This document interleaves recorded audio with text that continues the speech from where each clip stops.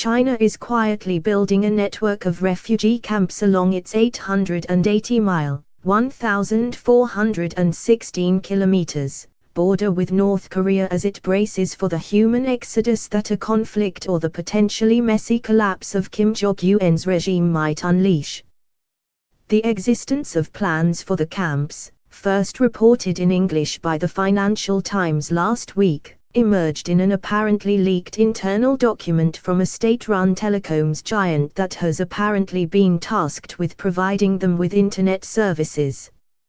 Much of the regime's domestic legitimacy rests on portraying the country as under constant threat from the US and its regional allies, South Korea and Japan. To support the claim that it is in Washington's crosshairs, North Korea cites the tens of thousands of US troops lined up along the southern side of the demilitarized zone, the heavily fortified border dividing the Korean peninsula. Faced with what it says are US provocations, North Korea says it has as much right as any other state to develop a nuclear deterrent. North Korea's leader Kim Jong-un is also aware of the fate of other dictators who lack nuclear weapons. The China Mobile document, which has circulated on social media and overseas Chinese websites since last week, reveals plans for at least 5 refugee camps in Jili province. The document, which The Guardian could not independently verify, says, due to cross-border tensions, the Communist Party Committee and government of Chagbei County has proposed setting up 5 refugee camps in the county.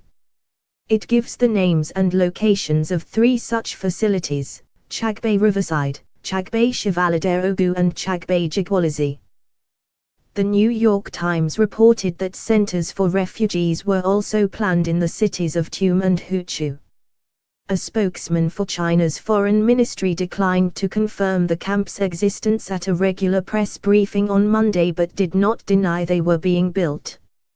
"I haven't seen such reports," Liu Kang told reporters. The question was purged from the Foreign Ministry's official transcript of the briefing, as regularly happens with topics raised by foreign journalists that are considered politically sensitive or inconvenient.